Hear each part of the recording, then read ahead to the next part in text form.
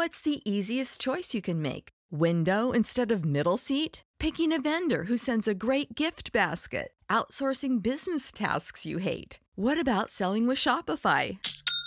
Whether you're selling a little or a lot, Shopify helps you do your thing, however you cha-ching. Shopify is the global commerce platform that helps you sell at every stage of your business. From the launch your online shop stage to the first real-life store stage, all the way to the did we just hit a million orders stage. Shopify's there to help you grow. Whether you're selling scented soap or offering outdoor outfits, Shopify helps you sell. Wherever and whatever you're selling, Shopify's got you covered. Sign up for a $1 per month trial period at shopify.com/try. Go to shopify.com/try now to grow your business, no matter what stage you're in. Shopify.com/try.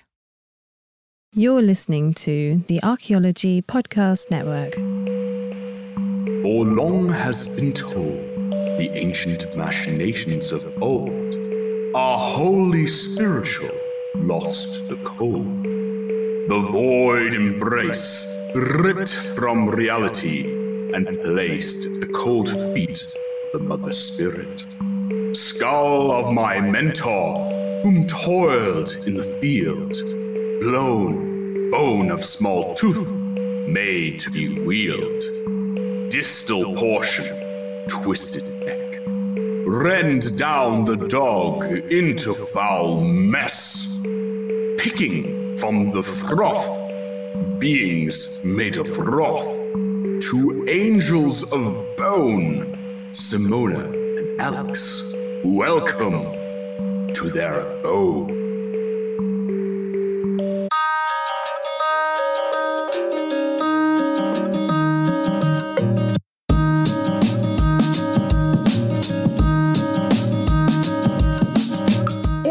Another episode of Archaeoanimals. As always, I'm Alex Fitzpatrick, and with me, Simona Falanga. And today we are talking about something that we've managed to mention in like every episode of this podcast so far. We're talking about ritual.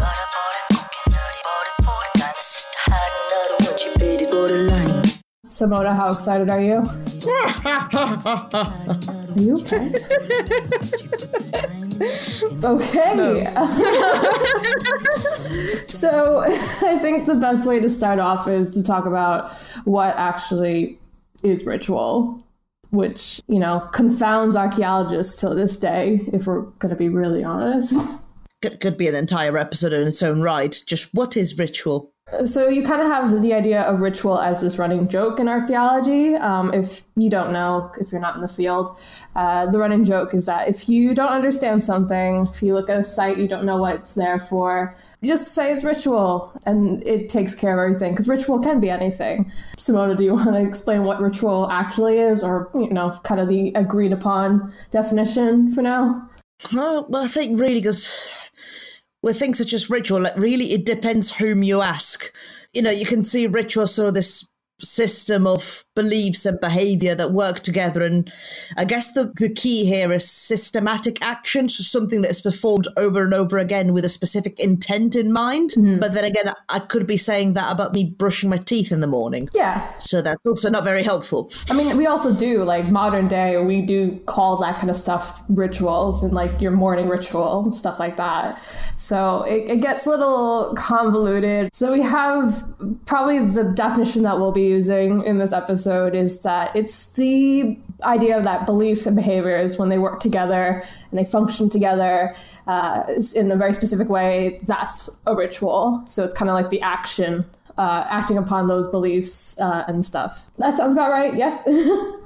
So I guess really, yeah, for all intents and purposes, it is sort of a structured, repetitive action, but I guess with a religious sphere in mind. Yeah, but with that in mind, if we already can't really decide on a definition of ritual within archaeology, I guess the next question is then how do we even know we're looking at ritual? Because again, everything can be ritual. Then anything from a couple of bodies to a couple of stones could be ritual. So with zooarchaeology, it's a little bit different. We have something called, well, it used to be called special deposits, and now they're referred to as associated bone groups. I always thought that was just animal bone groups. Oh, really? Yeah, no, they're associated bone groups. Okay. Wait, unless I'm wrong. No, I think... No, I'm probably wrong. I've read it in text. I've read it as associated bone groups. So unless there's a schism within the zooarchaeology community where we're fighting over that as well. That's probably because I've always seen it as the acronym, like ABG. So I thought, yeah, animal bone group, sure. To be fair, yeah, like it does make more sense because you really only use the acronym ABGs when you're talking about animal bones, but. Yeah, so the idea that they're associated bone groups is that, you know, they're all in one context. They were all probably laid out together, and that's where the kind of ritual aspect of it gets into place. So at the end of the day, when we talk about archaeology, it just all comes down to context. Context is everything. Context. Have that as a jingle. Yeah. Well, we need to get a soundboard where you push a button and it goes context. Anyway, so any other things you want to talk about in terms of how we can pinpoint ritual? Although, let's be real, it's way, way more complicated than that. I don't know, just like thinking a couple of things off the top of my head. I don't know, for example, I don't know, if you're using animal skulls as part of your ritual, and then you're just carefully depositing them somewhere, say, I don't know, you're closing a water deposit or putting them under the floorboards of your house or something, chances are you would have probably kept those bones away from animals that would have gnawed and chewed on it. Because if you assign it any sort of special significance, you perhaps wouldn't leave them out for the dog. Yeah, probably not. Although maybe there is a ritual in the past where you do actually give your bones to the dog. We don't know. Okay, you know, you're just going post-processionist. Yeah, no. Well, that's the thing about ritual. You can go into circles with this, you know. I mean, so like literally, with how do I identify like animal ritual with animal bones? Actually, you don't. It's just there is no evidence to prove that it wasn't ritual. Therefore, it must be ritual. I mean, realistically, that's the whole thing about archaeology. We really can't necessarily prove any of this stuff. So I think I just had an existential crisis. Right, pack up. All archaeologists go home. Hear it. Archaeology's over. We're done. Yeah, pack up. It was nice. It was good, right? It was good, right? Well, we had it. Don't get too excited. But post-processional is the only archaeology that should exist. Right. Where are my post-professionals? I mean, professionals. We're here. Yeah, I'm firing on all cylinders, guys. But yeah, I mean, the lack of gnaw marks definitely can be an indicator. I mean, you are right. Like, for the most part, I think we can all agree that if you were taking bones and using them in a ritual, you probably wouldn't leave them anywhere, like just anywhere. You would probably have a certain place for it, like very certain types of locations, things like that. Like thresholds. Thresholds are like the thing for rituals, isn't it? Well, that's the one thing that I was going to mention. So again, like going on from context being very important. It's like, you know, if you find a dog skeleton anywhere on site, it's a dog that died and someone buried. I mean, it doesn't necessarily have to be a ritual. For all you know, that dog could have been actually eaten or skinned for fur, and people wouldn't have necessarily assigned any sort of significance to the dog dying. But then if you find said dog at the threshold of a building, that takes a whole different meaning entirely. Because it's something that we do see quite a lot, and actually spanning all sorts of geographical regions and time periods, because we're looking at the Neolithic in Italy and Kazakhstan and in Sweden during the Bronze Age, and even like in Iron Age Britain, you do sort of systematically find dogs associated with thresholds of buildings. So of course, yeah, your dog skull in your waste pit, just some dog that died, was processed for whatever reason and then just tossed in there. Dog skull at the threshold of a building, different meaning entirely. Yeah. So, and then of course, you know, there's the whole like interpretations that have been made for dog remains within thresholds, and like maybe because it has something to do with how dogs are associated with being guardians of the underworld or embodiments of loyalty. But that we don't necessarily know for sure, because cultures that have left us a written record, then we might be able to argue that. But for some prehistoric cultures, that's just us using our own bias, because in a way that's how we view dogs today. So the symbol of loyalty. So that would be us sort of applying our concept of dogs to other cultures, which doesn't necessarily work. Yeah, I mean, I think that's like one of the key issues with ritual, is that ritual itself is so experiential that a lot of aspects of it we really can't understand, because you really have to be in the moment. If you see these dog bones placed at the thresholds of, settlements or enclosures or something, we can at least see that archaeologically, but there's so many other aspects of this assumed ritual that we'll never find because, we just weren't there. We don't have that kind of experience. Because I think you'll never really know why they did it. Yeah. I mean, you can speculate, of course, yeah, but you'll never really know. So again, like with the Iron Age of Britain, you can look at the written record. Of course, the Iron Age populations didn't really leave a written record, so you could go off what the Romans have written. But what the Romans passed down to us is inherently biased. Mm-hmm. Yeah. So you got to take them with a pinch of salt as well. So you can't trust anyone. That's what we're trying to say. In archaeology, you just can't trust anyone. Again, like, pack up, go home. Oh man, this is a really pessimistic episode. But yeah, no, I mean, that's the other thing about ritual as well, is that, the way you look at it, even if we do agree that we can't necessarily truly understand what they were seeing and what they were feeling, what they were thinking when they were doing their rituals, there's some aspects of it that we can at least pull out a bit and kind of see, what was important to people in the past, what were they trying to do? Because that's the other thing with rituals. There's something very, what's the word? They're being utilized for some reason. They're being applied for some reason. Why are they doing these rituals? It's always something usually that's kind of out of their control. But it is interesting how you talk about ritual in terms of dealing with things that people can't actually change, where, we kind of imagine ritual as being something you do every day, like because you want to do it. I think question really is, when we colloquially talk about ritual, there is a kind of a difference between that kind of ritual, as in you do something for a specific reason and it's kind of like it's ingrained in you and you have to do it almost, with what seems to be in archaeology. Ritual is something where we can't really have a material based reason for doing it, and I kind of feel that sometimes ritual comes out of a space where processual archaeology tried to look at a resource management perspective of history, how far it is here and, how much energy was expended.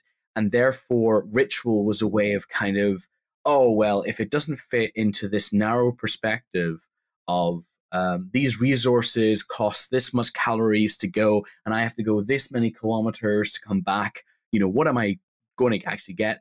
That's where ritual kind of fits in. And I think that's why ritual, to me, is not very subversive. It's not very interesting in archaeology if it's just used in this way. I think it's far more interesting to use it to actually evaluate how ineffective we are at talking about very deep pasts. And I think, there was that ladder rung thing where it's like further up the ladder is where you can describe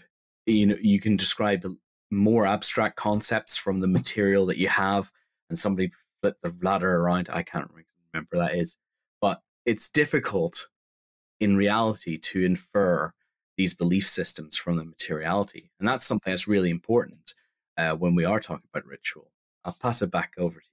I mean, if you just wanted to trash on my PhD research, you could have just told me. Oh, right. Okay. Is this no, trashing? No, it actually isn't, because right. I agree with you, because I mean, I'll talk about this a little bit later in the episode, at least specifics, but what I'm finding as someone who's specifically doing a whole PhD on kind of extrapolating ritual, or, you know, whether or not it is indeed ritual from animal bones, from a huge assortment of animal bones, is that, yeah, it is a lot trickier. And it really highlights the kind of limitations of archaeology, in particular zooarchaeology. You know, it's when you have all these animal bones and you can't really say they're natural deposits, but you can say that most of them were anthropologically, you know, put there. But you don't have any other information on it. You know, what can you say? Like, that's kind of just what's kind of happening in my research. So I agree with you. I just like to complain about it. You know, place and location is actually often what we use to kind of justify ritual. I know there's quite a few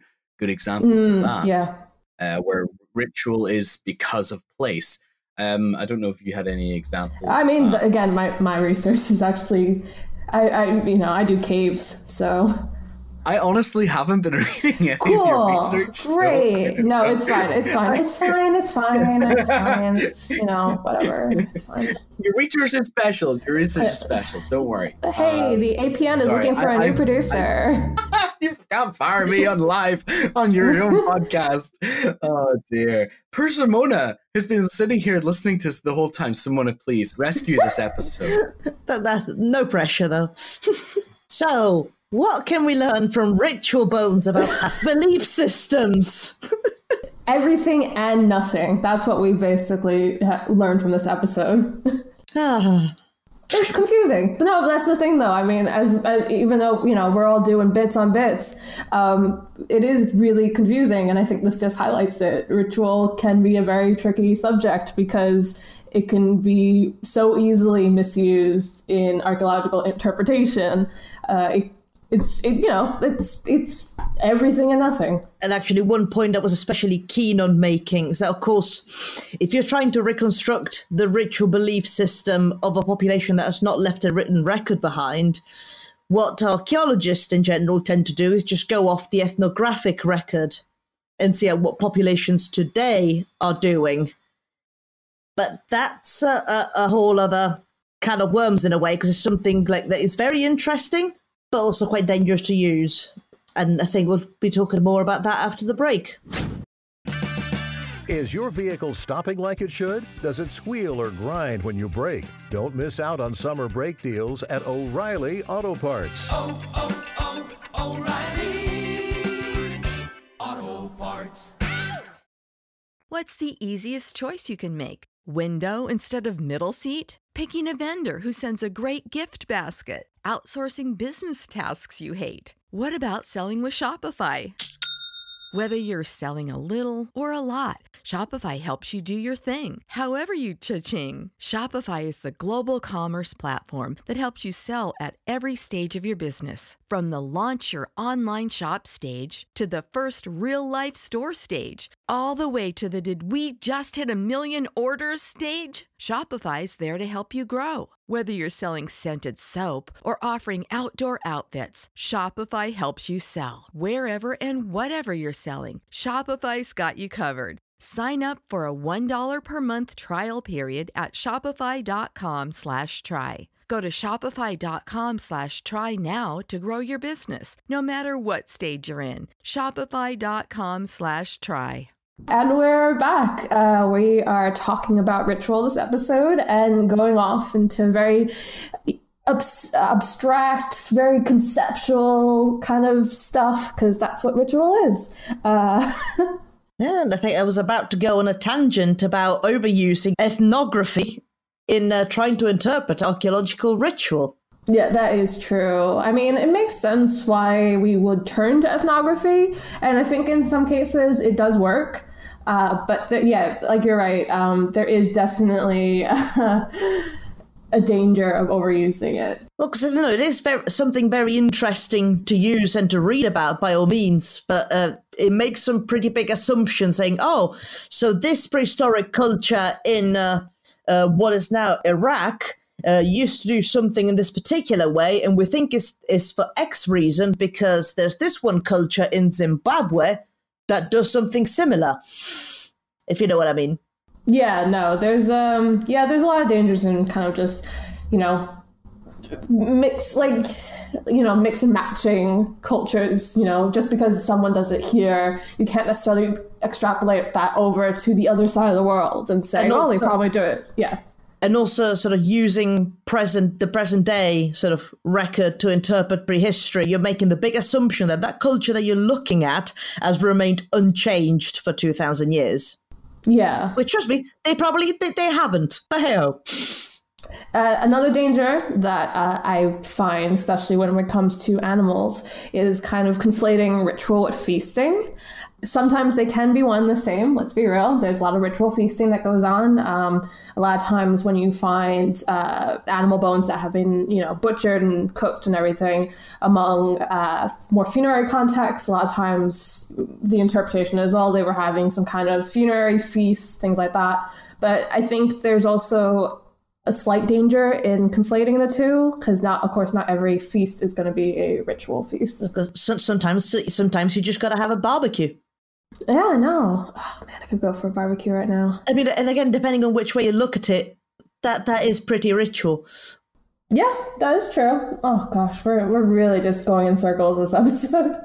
And that's ritual for you. I think that's probably, like, if you leave with anything from this episode, is that, yeah, ritual is just one big circle. You could argue about it for 10,000 years, but then again, we are archaeologists, and I'm an adamant believer that the collective noun for archaeologists should be an argument of archaeologists.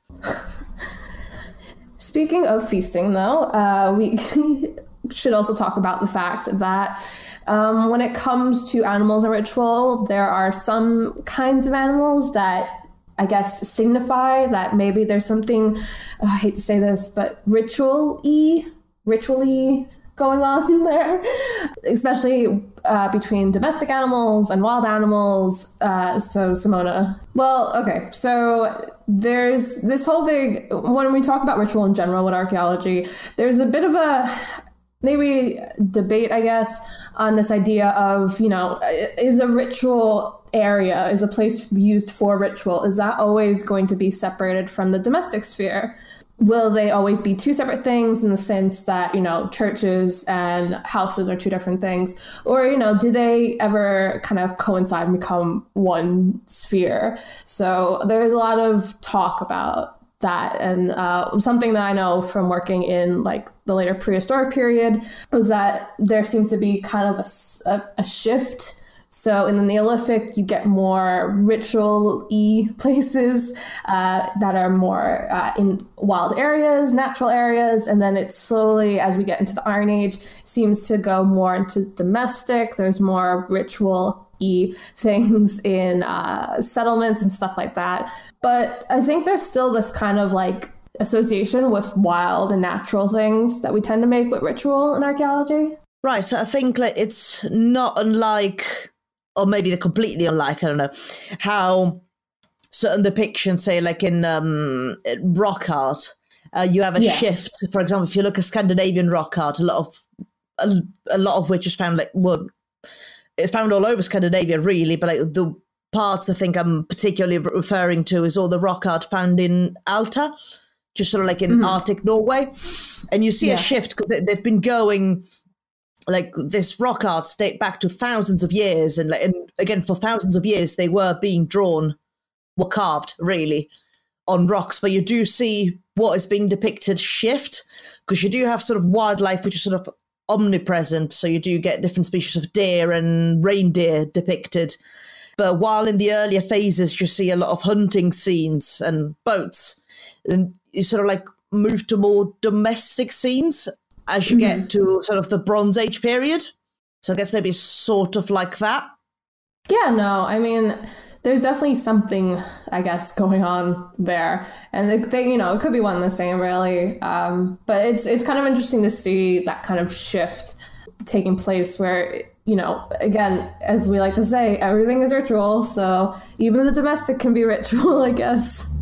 Yeah. But I guess so the way you look at it is maybe because the shift of what is sort of sacred, I'm just going to beat myself up over this later, over what is sacred may have shifted over time, because like while before maybe you solely relied on hunting and gathering, of course a lot of your ritual would be technically, because again we're just going on a massive speculation here, it would be like your ritual would be finalized to saying having a good hunt. Yeah. Well, as you move towards the Neolithic and sort of later phases of prehistory, when sort of agriculture started to set in, of course, all your ritualistic actions would be perhaps more aimed at a successful harvest. So, of course, your imagery changes and your places of worship changes. But now I've just realised that it's got nearly nothing to do with what you were saying, because it reverts to wild places in the Iron Age. It's just, it's just everything. I think that's what we're really just getting down to. It's everything. Ritual's everything. There's no way to really pinpoint what's ritual and what's not, and we should all give up. But what we can say is probably ritual, at least, is probably my favorite thing, which is combined deposits. I love human and animal burials. I think they're very interesting and cool, and maybe I'm a little biased because that's exactly what I'm working on right now, but, you know, it's cool, right? But then, like, let's take sort of like a burial, say like the one of the human buried with their cat in Cyprus. Yeah. I think it was about 9,000 years ago, give or take, if I remember correctly. But say that was just a person that was buried with their pet. Would that be a ritual? I mean, well, do we consider funerary things rituals? Like burial rites? I mean, yes. When you say so, and I guess in that particular example as well, it looked very much like the cat had been purposely killed and placed in the grave. Yeah. Which I'm sure the owner wouldn't have been overly keen on, but they're like, please, if I die prematurely, do not kill my pets. Don't. Yeah, just crack me open and shove it in when it dies naturally in like 5 years. Oh no, I've got it all planned. I want a proper like shrine with like ancient Egyptian murals. That's for Bastet. Aww, that is. And representations of her and Kernanos and Sandy. That would be nice. Yeah, so now you know. It's all over the web now. But I mean, like, I will not be denied now. That's valid. It's been spoken out there. So the thing about human animal burials is that that's also part of that kind of ABGs thing we were talking about, associated bone groups. So the fact that they were possibly buried together kind of indicates that something perhaps different than the norm is happening. Another thing that I like about that kind of concept is the idea of talking about personhood and, you know, how do people in the past see animals versus how do they see them as humans? There's a lot of different sites like Hornish Point where they think that maybe some of these animals, because a lot of them are usually young, juvenile animals, were killed in sacrifice as a proxy for humans because of similar treatment of the bodies. And I just like all the weird philosophical questions you get in archaeology when you start going down this path. Yeah, it's another interesting thing, and I really do hate to bring it back to the Romans, but it just seems to be all I know about. Just some recent studies that have been made looking specifically at Romano-British cremations. I found that a lot of the sort of human cremations were actually mixed with animals. And so like some of the findings that it seemed like certain species tend to be associated more frequently with a particular sex. Oh, okay. So, for instance, the majority of male cremation burials were associated with cattle remains, while women were associated with birds. Oh, that's interesting. Do you know what kind of birds in particular? I would have no idea. I'm not sure how they managed to tell in the first place, because anything sort of cremated and personally is completely out of my depth. I was like, nope. That's incredibly valid. But I guess the idea that the fact, even if you can't really specify what kind of birds they are, the fact that they're actually being cremated is probably a red flag in terms of, you know, hey, something different is going on here, because we don't regularly cremate birds, I feel like. No, but it's like literally they would have cremated I'm not entirely sure. Like, we cremated both at the same time. Like, fact is that the urn would have contained the remains of both. Yeah. The person and the animal. Hmm. So whether they just cremated the bird at a later date, but we'll toss that in there as well. But hopefully not. Well, I mean, it could also have different kind of signifiers. Like, probably the one kind of site that we really need to name drop in this episode when we're talking about stuff like ABGs and stuff is the Danebury pits in Britain, where they do have these mixed burials in pits where you would find bits of human remains, animal bones, and you'd also get some pottery, bits of iron, grain. And so one of the things that archaeologists thought of when it came to interpretation is that maybe this has to do with fertility or regeneration rituals. So even though these are burials, and you could argue they're not necessarily ritual, it's the intention behind it, I guess. If any. Yeah, no, they could also be just tossing it. You don't know. I mean, I'm not speaking about like Danebury per se, but also because even with human burials, in a way, we are presuming that the population that we're looking at would have given the same sort of value to burying a person that we would have. Mm-hmm. Yeah. Because then you could be looking at some culture that actually think, oh no, once the person is dead, it's just the remains. It actually doesn't matter because the spirit has gone off wherever. So the remains, we'll just put them there. And I mean, I guess there's also a question of like care. How are the remains treated? If they're just kind of tossed willy-nilly, we'll be able to kind of see that in the archaeological record. But if they were actually cared for, like in Danebury, one of the things that they think happened to some of these remains is excarnation, which is basically the act of defleshing skeletons to eventually disarticulate them, or, kind of take the bones apart so it's not just one whole skeleton, it's just a pile of bones. So it could be done manual. So a lot of times you'll find like cut marks on the bones. That's like specifically, really careful kind of skinning to get the skin off. Or other times it's just natural. They like just leave them out for any kind of scavengers or just the weather to do it. And so what's this about a sky burial?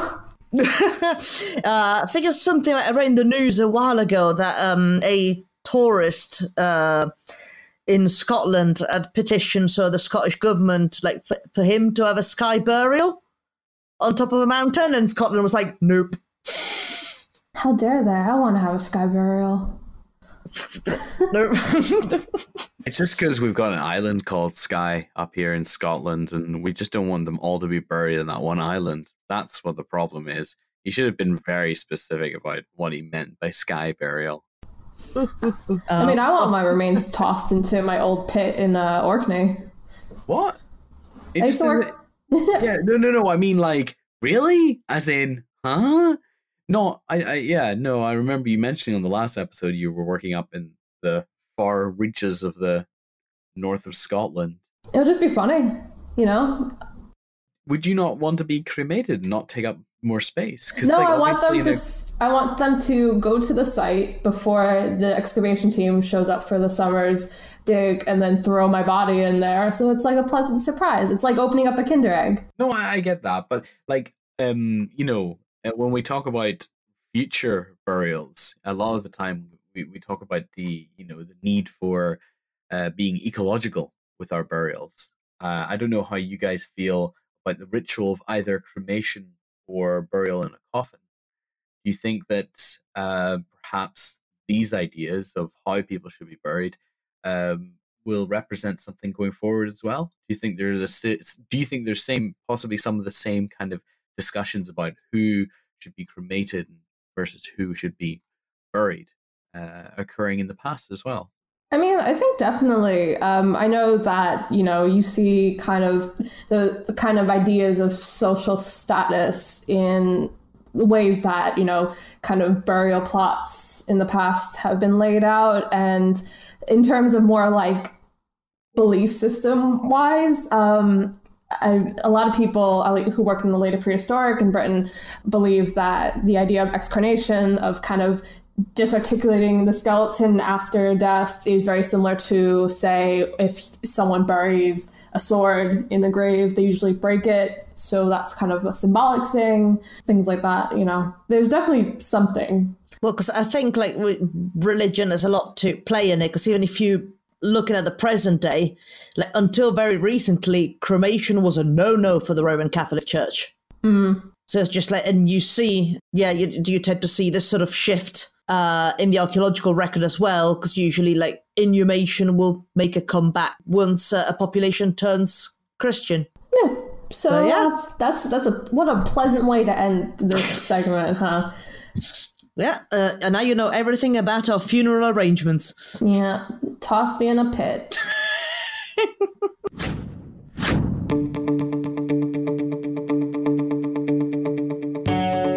Hey, podcast fans and digital archaeologists. Have you heard about WildNote? It's a data collection app that works online or offline on your smartphone or tablet, iOS or Android. It allows you to collect field data easily, manage data efficiently, and generate data reports and site records effortlessly. We have a growing list of state site forms built in for your use and some generic forms that will work anywhere. Check out the shovel testing and photograph forms. You can get a free all-access 30-day trial today by going to wildnoteapp.com. That's wildnoteapp.com for your free 30-day trial. Now back to the show.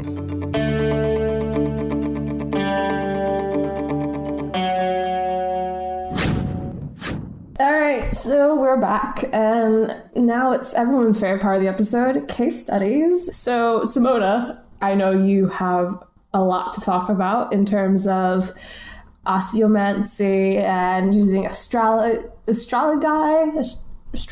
don't think I've ever said that word out loud. Astragali? Yeah, never said out loud.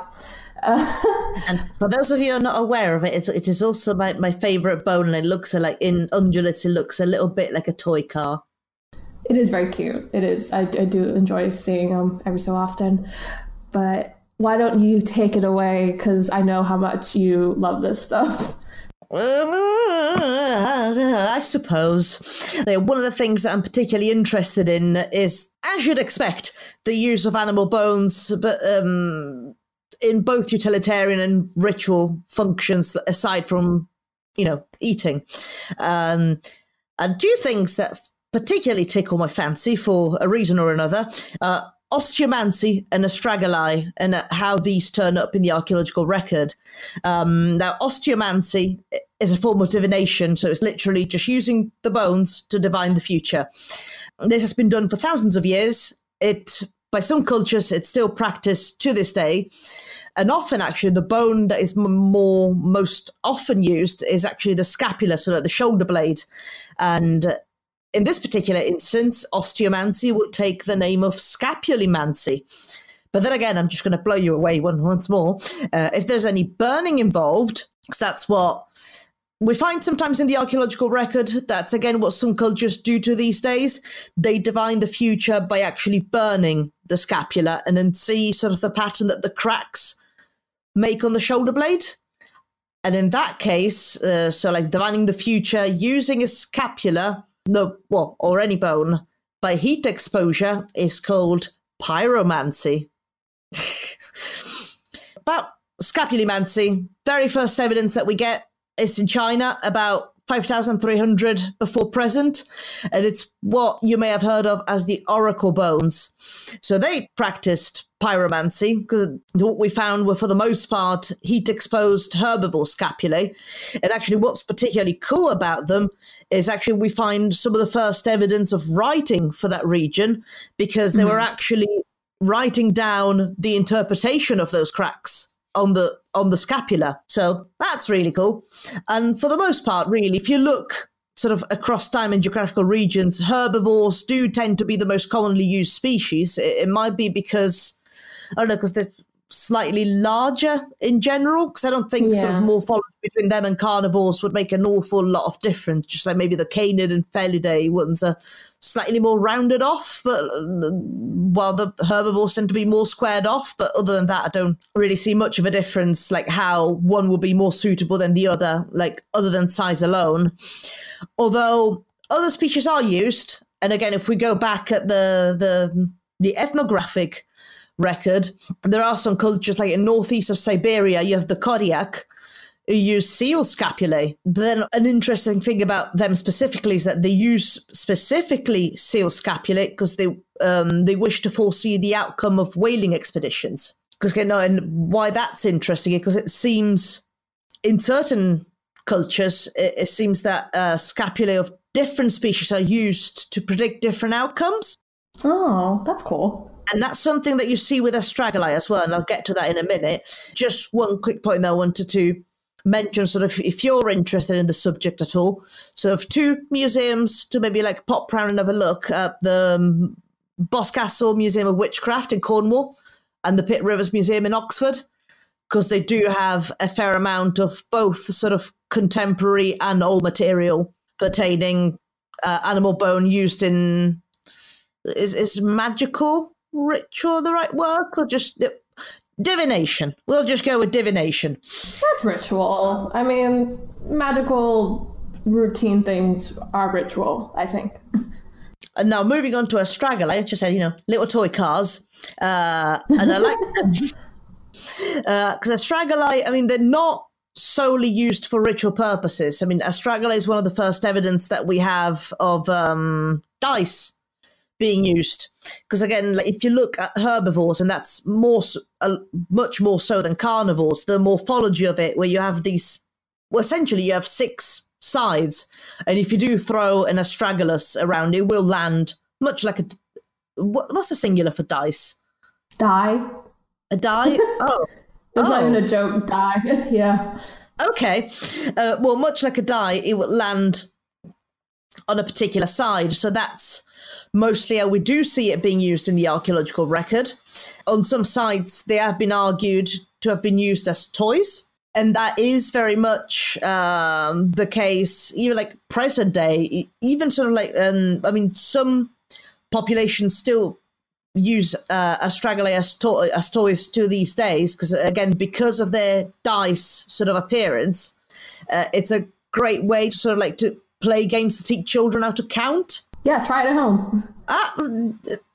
I must say I have tried it myself. I've tried to sort of recreate, because there's a Roman game called Knucklebones, which essentially a numerical value is assigned to each sort of side of the astragalus. So depending, when you toss it, and then you see how many points you got. But as I said, as toys, I mean, they have been used in Europe as well, up until very recently, because I was speaking to a friend of mine who's from the Basque Country, and her grandparents used to use them as toys, specifically sheep astragalae. Oh.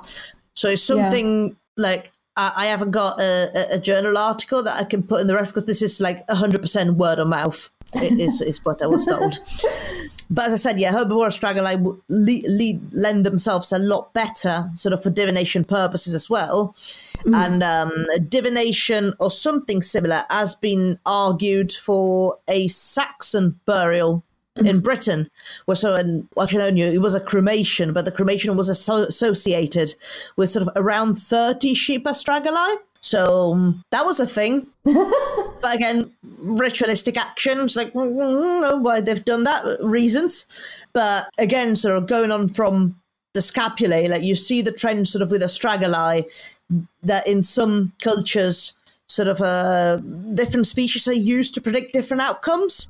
So one example that I found in a book that's actually, if you're interested in rituals, a very, very interesting title. It's called Social Zooarchaeology by Larissa Russell. So cool. And it's a brilliant book, and they do go into the ethnographic record a lot, but nicely so. Like I said, it's all like, it is a fascinating read. And one example that was there, so it was the Thonga of Mozambique, where they do practice divination using astragalae, but they'll have different species to predict different outcomes. So, for example, if you sort of do throwing the bones, I wonder whether that's where the term was originated from. So you throw the bones and it's the astragalae of sheep, then you'll be determining sort of the future for the chief and his family. And if you use goat instead, you'll be looking at the sort of the future of commoners. Oh. That's another thing.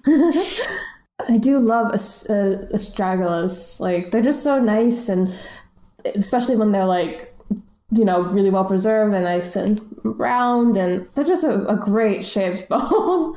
But the beautiful things are they often are, because they're such a dense bone that it's virtually indestructible. Like in an excavation sort of scenario, you have to try real hard to break one of those. Yeah. I mean, hats off if you do, because you'll be It's like a rock, basically. We have a lot in my assemblage, which, speaking of, it's now time for me to talk on end about my work. Finally, my work matters. Anyway, so like we were talking about before, my research is on the Cowsey Caves, which are in Scotland, and they are pretty weird, basically. Like we were talking about with mixed assemblages of animal and human remains, that's basically all of these caves. There's a lot of work that's been done on the human remains, a lot of really interesting stuff. Like juvenile heads, skulls really, were placed at the entrance of one of the caves, the Sculptor's Cave, which was a whole big thing. So there's a lot of really interesting stuff being done with the human remains, but no one's really looked at the animal remains. So that's been my job for a while. And it's been really interesting. I mean, kind of comparing the two, especially because caves are such liminal, weird spaces. So when people were looking at the human remains, one of their interpretations were that, caves being this liminal space that's not really outside and it's not really in the ground either. And, entrances and thresholds also being kind of a liminal space. The fact that we have juveniles placed here, one, were these sacrifices, and two, is it because they're, not necessarily kids, but they're not necessarily adults yet, that they're here. So that kind of idea of liminality is really interesting when you look at animal bones, because, there's a lot of domestic bones in these assemblages. There's a lot of cows, there's a lot of, sheep at play. So is it because they're not necessarily wild animals and they're kind of considered more in the domestic sphere? There's a lot of stuff going on. And like I was saying earlier, it's a really good example of kind of the limitations in zooarchaeology, because there's just so much here. There's so many weird animals there. We've got dog/wolf bones everywhere. We've got cats. Cats have been eating things. Like we were saying before, gnawing might be an indicator that it's not ritual, but it probably is ritual. I don't know. There's a lot going on. Can I ask a question about your research? So when you're talking about cave spaces being a liminal space, I mean, this is where we often see the first kind of places of ritual. I think there's the famous Bear Cave. There was, what was the recent cave explored a couple of years ago in Africa, where there was a number of caves. Oh, yeah, so yeah. I can't remember them at the moment as well. I'm not going to do a Google search on the fly because I'll get it wrong. But the point is that it seems that cave spaces have been for thousands of years ritual spaces. However, is it possible that because cave spaces are seen as a ritual space, that we are ignoring other places of ritual, that we, by defining kind of or making a cave seem to be the ritual space, is it actually a ritual space, or is everywhere a ritual space? Is the division of labor within a house ritual space, And yeah, I mean, how do you feel about that, the definition of ritual space? I mean, it's just hard, honestly, especially speaking as someone who's doing their PhD research on this. And, as a PhD candidate, I want to be able to, say definitively, this is a ritual space, this is the reasons why. But, I mean, that's kind of the problem I'm running into. So at least in my caves, like I said, there's gnawing going on. There's clearly animal activities. So I wanted to say, hey, it's probably not ritual. But then you also get a bunch of animal bones that are being actively, burnt, actively cut up, lots of animal bones being cut up. So there's clearly something else going on here. It's every time I think that this is not ritual, or every time I think this is definitely ritual, something happens where it kind of contradicts that. And I think that's kind of the case of ritual as a thing in general. There's a lot of conflicting aspects to ritual, but I also think that it's just kind of an inherent thing, because ritual isn't necessarily a logical thing, you know? So I'm just wondering, with all of its kind of like prescriptive processes, its metaphors, its analogies, the way in which we approach life after death or death after death, and the rules that we have for putting everything in its place and making logical conclusions, and, you know, coming back to the start of the episode, not having control over things that we might like have control, is then archaeology itself a ritual? Oh yeah, definitely. It's a ritual, and kind of pretending that we're not all going to die. We're just systematically looking through ancient people's rubbish. Yeah, biding our time. Which would be really frowned upon at present day. Do you think that's possibly in a bid that hopefully in the future archaeologists will kind of look at us and treat our remains with some respect in sort of like a pay it forward kind of ritual way?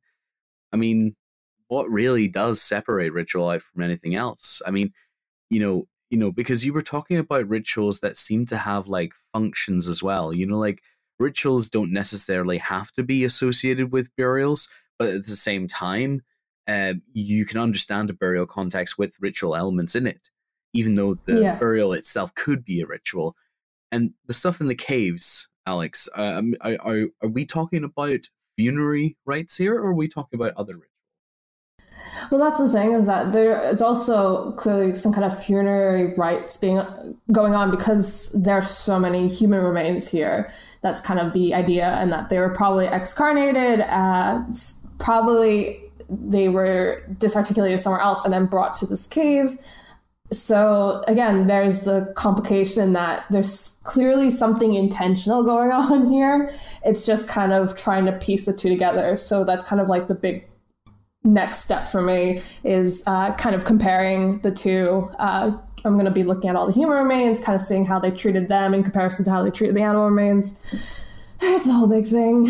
It is difficult, you know, like this whole thing could be a podcast in itself where we literally go on about in circles. But it is important to note that there is valid research that can be done in this. It's just because there's a possibility of ritual falling into a circle doesn't mean you can't get something meaningful out of it. You know, I think it's very, you can be very quick to kind of say, well, it goes in circles and circles and means that we can't prove anything. But actually, I think archaeology is very special in the fact that not only do we know what we don't know, we know our limits. You know, we know to which degree we can be certain, or we're kind of have a interest in something.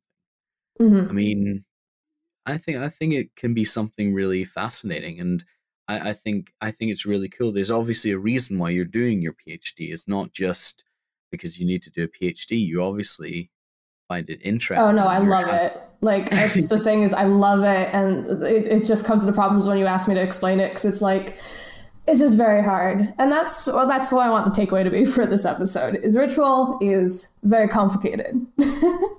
No, it definitely is. Definitely is. Simona, any closing thoughts there?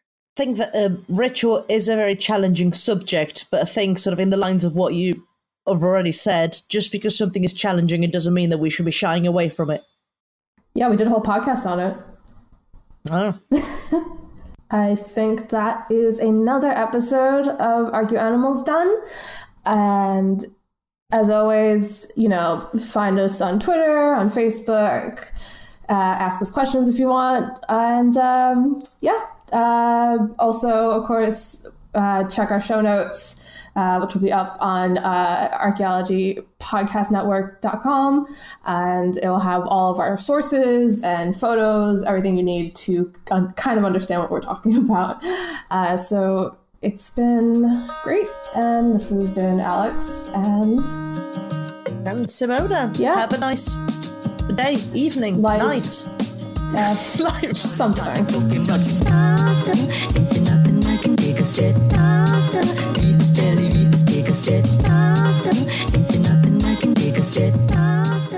Thank you for listening to Archaeoanimals. Please subscribe and rate the podcast wherever you get your podcast from. You can find us on Twitter at Archaeoanimals. Also, the views expressed on the podcast are those of ourselves, the hosts and guests, and do not necessarily represent those of our institution, employers, and the Archaeology Podcast Network. Thanks for listening. This show is produced and recorded by the Archaeology Podcast Network, Chris Webster and Tristan Boyle, in Reno, Nevada, at the Reno Collective. This has been a presentation of the Archaeology Podcast Network. Visit us on the web for show notes and other podcasts at www.archpodnet.com. Contact us at chris@archaeologypodcastnetwork.com. Thanks again for listening to this episode and for supporting the Archaeology Podcast Network. If you want these shows to keep going, consider becoming a member for just $7.99 US a month. That's cheaper than a venti quad eggnog latte. Go to archpodnet.com/members for more info.